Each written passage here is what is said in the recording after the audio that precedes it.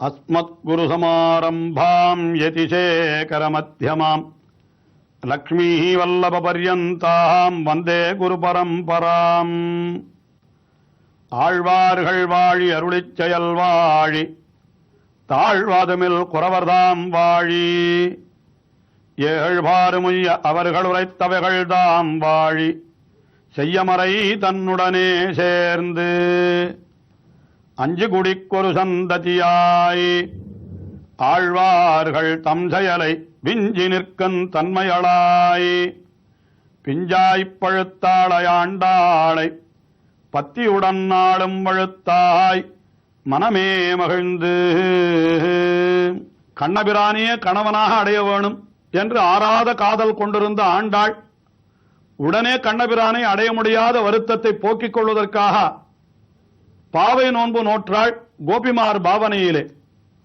அது முடிந்தவுடனே அதனுடைய இறுதியிலே கண்ணனுடைய திருவடிகளையே பற்றி உனக்கே நாம் ஆட்செய்வோம் என்று அவனிடத்திலே அந்த பேற்றை கேட்டும் ஆண்டாளுக்கு உடனே பயன் கிடைக்கவில்லை. உடனே செய்வதறியாது திகைக்கின்றாள் ஆண்டாள். என்ன செய்தால் அவனை உடனே அடையலாம் என்று தெரியாமல் கலக்கத்தை அடைந்து அவள் என்ன செய்தாளாம், உலகத்திலே இருப்பவர்கள் எல்லாம் ஒரு நாயகனை அடைய வேண்டுமானால் அதற்கு மன்மதனைத்தான் வேண்டுகின்றார்கள், நாமும் அதை செய்து பார்ப்போமே என்று வழியல்லாத வழியிலே கூட அவள் இறங்கிவிட்டாள் என்பதாக ஆச்சாரியர்கள் காட்டுகின்றார்கள். அதாவது கண்ணபிரானாகிற விஷயம், அதனுடைய அந்த வைலட்சண்யம் பெருமை அவளை இப்பாடு படுத்துகிறது.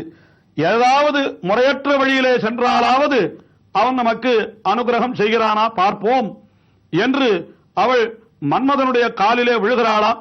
அந்த மன்மதனை பார்த்து வேங்கடவர்க்கு என்னை விதிக்கீர்த்தியே என்று நாச்சியார் திருமொழியினுடைய முதல் பாசுரத்திலே பிரார்த்தித்தாள்.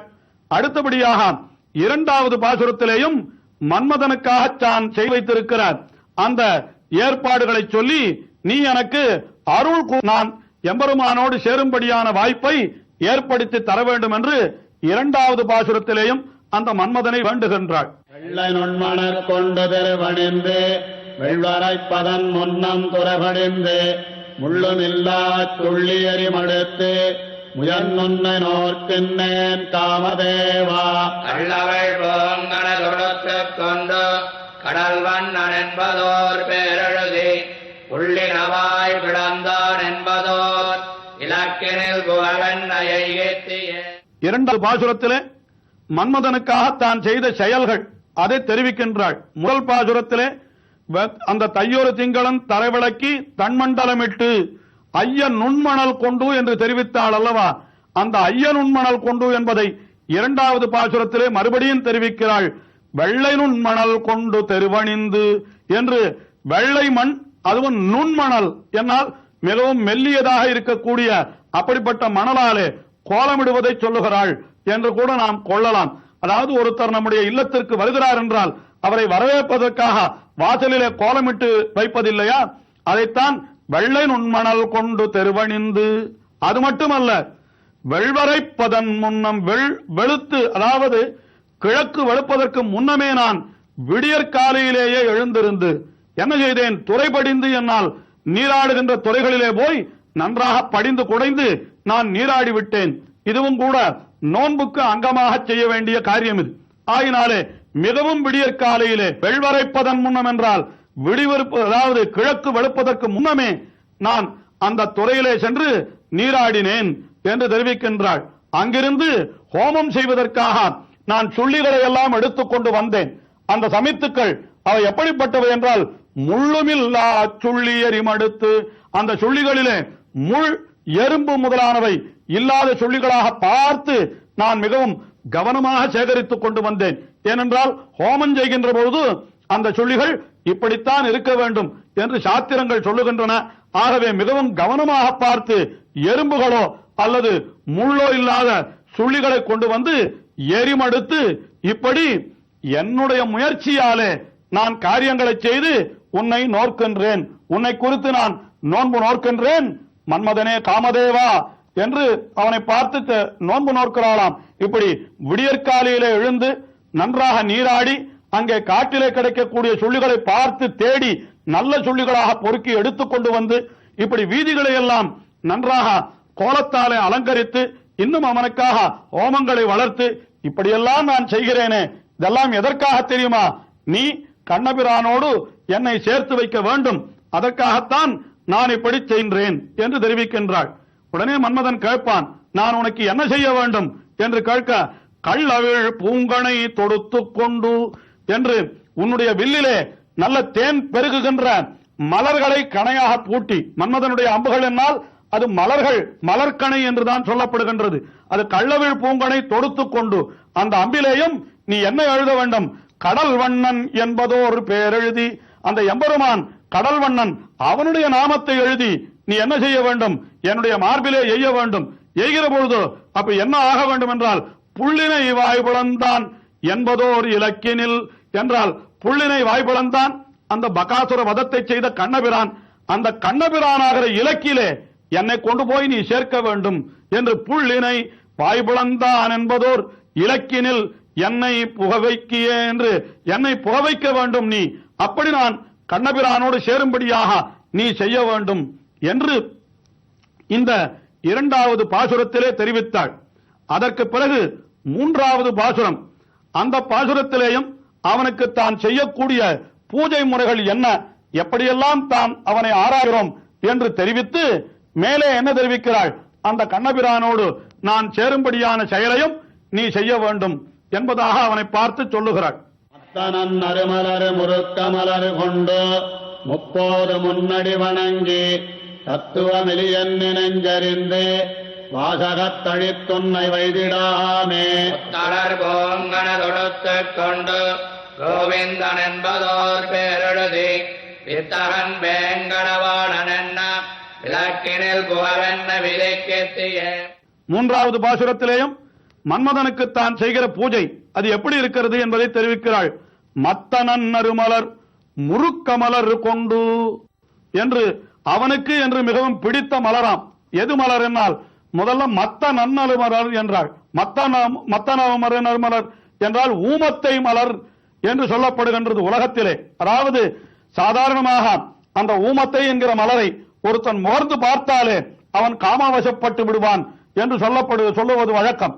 அப்படிப்பட்ட மத்த நன்னருமலர், அது மட்டுமல்ல முருக்க மலர் என்று முருக்க அப்படிப்பட்ட முருங்கை மரத்திலே இருக்கக்கூடிய அந்த மலர், இதெல்லாம் மன்மதனுக்கு என்று ஏற்பட்ட மலர்களாம். மத்த நன்னரு மலர் முருக்க மலர் கொண்டு முப்போதும் உன்னடி வணங்கி என்று 3 வேளைகளும் தவறாமல் உன்னுடைய திருவடிகளை நான் வணங்கினேன் என்கிறாள். அதாவது மன்மதனிடத்திலே கூட பகவானுக்கு செய்கின்ற அந்த ஆராதனத்தை போலவே அவனையும் தான் ஆராதித்ததாக சொல்லுகின்றாள். அவனை 3 காலமும் வணங்கினேன். ஆனால் 3 காலமும் உன்னை வணங்கின பிற்பாடு நீ எனக்கு நன்மை செய்தே தீர வேண்டும். அப்படி செய்யவில்லை என்னால் என்ன ஆகும் தெரியுமா? தத்துவம் இலி என்று நெஞ்சியறிந்து வாசகத்து அழித்துன்னை வைதிடாமே. நான் உன்னை வையாமல் இருக்க வேண்டும், உன்னை நான் குறை சொல்லாமல் இருக்க வேண்டும் என்றால் நீ எனக்கு அனுகிரகம் பண்ணியே ஆக வேண்டும். நீ எனக்கு அனுகிரகம் பண்ணவில்லை என்றால் நான் என்ன சொல்லுவேன்? என்னுடைய நெஞ்சி எறிந்து இத்தனை நான் அவனுக்கு பணிவிடைகளை எல்லாம் செய்தேன், அவனுக்கு வேண்டிய மலர்களை எல்லாம் கொண்டு 3 காலமும் அவனை ஆராதித்தேன், ஆனால் அவனுக்கு எனக்கு ஒன்றுமே செய்யவில்லையே என்று நான் கோபத்தாலே என்ன செய்வேன்? நீ தத்துவமிலி என்றால் உண்மையாக நீ இப்படிப்பட்ட காதலர்களுக்கு உதவுபவனே அல்லன் என்று ஊரிலே உன்னை பற்றி நான் ஏச வேண்டி வருமே. அப்படியெல்லாம் நான் செய்ய ஒட்டாமல் நீ என்ன செய்ய வேண்டும்? எனக்காக நீ கண்ணனிடத்திலே அம்பை எய்ய வேண்டும், அல்லது என்னிடத்தில் அந்த கண்ணனிடத்திலே அம்பை எய்து அவன் என்னிடத்திலே அன்பு கொள்ளும்படி நீ செய்ய வேண்டும் என்று தெரிவிக்கின்றாள். அப்படி தத்துவம் இலி என்று நெஞ்சி எறிந்து வாசகத்து அழித்துன்னை, என்னுடைய வார்த்தைகளாலே உன்னை அழித்து நான் வைதிடாமே, வையாத வண்ணம் நீ எனக்கு காரியம் செய்ய வேண்டும். நீ எனக்கு காரியம் செய்யவில்லை என்றால் நான் இப்படியெல்லாம் சொல்லிவிடுவேன் என்று சொல்லுகிறாள். சரி, என்ன செய்ய வேண்டும் என்பதை பின்னடிகளிலே தெரிவிக்கின்றாள். கொத்தலர் பூங்கனை தொடுத்து கொண்டு என்றார். கொத்து கொத்தாக அலர்கின்ற பூங்கணைகள், அதாவது மன்மதன் அவன் 5 பானங்களை வைத்துக் கொண்டிருக்கிறானா. ஐங்கணவேள் என்று அவனுக்கு பெயர். அசோகம், மல்லிகை, சூதம், நவமல்லிகா என்றெல்லாம் சில புஷ்பங்கள், அதாவது அந்த மாதிரி புஷ்பங்களை எல்லாம் தன்னுடைய அம்புகளாக கொண்டிருக்கின்றானாம். அந்த அம்புகளைத்தான் அவன் ஆணின் மீதும் பெண்ணின் மீதும் எரிய ஒருவர் மீது ஒருவர் மையல் கொள்ளுகிறார்கள் என்று புராணங்கள் தெரிவிக்கின்றன. ஆகையினாலே அப்படிப்பட்ட அந்த பானத்தை நீ அந்த எம்பெருமான் மீது எய்து அவன் என் மீது காதல் கொள்ளும்படியாக செய்ய வேண்டும் என்று அவனை பார்த்து தெரிவிக்கிறாள். கொத்தலர் பூங்கனை தொடுத்து கொண்டு அந்த கணையில என்ன செய்ய வேண்டும்? கோவிந்தன் என்பதோர் பேரெழுதி. இது யாரை இடத்திலே செல்ல வேண்டும் என்றால் கோவிந்தனிடத்திலே தான் செல்ல வேண்டும் என்றால் அந்த கோவிந்தன் யார் என்று கேட்டால் வித்தகன் வேங்கடவாணன். அந்த வேங்கடவாணனுக்குத்தான் கோவிந்தன் என்பது பெயர். அவன்தான் வித்தகன் என்னால் ஆச்சரியமான சக்திகள் படைத்தவன். அப்படிப்பட்ட அந்த வேங்கடவாணன் வித்தகன் என்கிற விளக்கு அவன் திருவேங்கடத்திலே பெரிய விளக்காக குன்றிலிட்ட விளக்காக அவன் அங்கே எழுந்தோடு இருக்கின்றான். வேடார் திருவேங்கடம் மேய விளக்கு என்றார் திருமங்கி ஆழ்வாரும். அப்படிப்பட்ட விளக்கிலே நான் புகும்படியாக நீ என்னை செய்தருள வேணும் என்று, அதாவது கொத்தலர் பூங்கனை தொடுத்துக் கொண்டு அதிலே கோவிந்தன் என்ற பெயரை எழுதி நீ அந்த பானத்தை எய்ய வேண்டும். அப்படி எய்தால் என்ன ஆகும்? அந்த வேங்கடவனுக்கும் என்னிடத்திலே அன்பு உண்டாகும். நானும் அந்த வேங்கடவனை அடைந்து மகிழ்வேன். அப்படிப்பட்ட காரியத்தை நீ செய்ய வேண்டும். அதற்காக ஒன்றோ உனக்கு வேண்டிய மலர்களை எல்லாம் விட்டு உன்னை 3 வேளைகளும் வணங்குகின்றேன். அப்படி நீ செய்யவில்லை என்றால் உன்னை நான் பழிக்க நேரும். அப்படி உன்னை நான் பழிக்க நேரிடாதபடி நீ எனக்கு காரியம் செய்வாயாக என்று இந்த பாசுரத்திலே மன்மதனை வேண்டுவதாக செல்லுகிறது. இன்னும் இதே போன்ற அனுபவம் ஆண்டாளுக்கு மேலும் தொடர்கிறது. தொடர்ந்து அனுபவிப்போம்.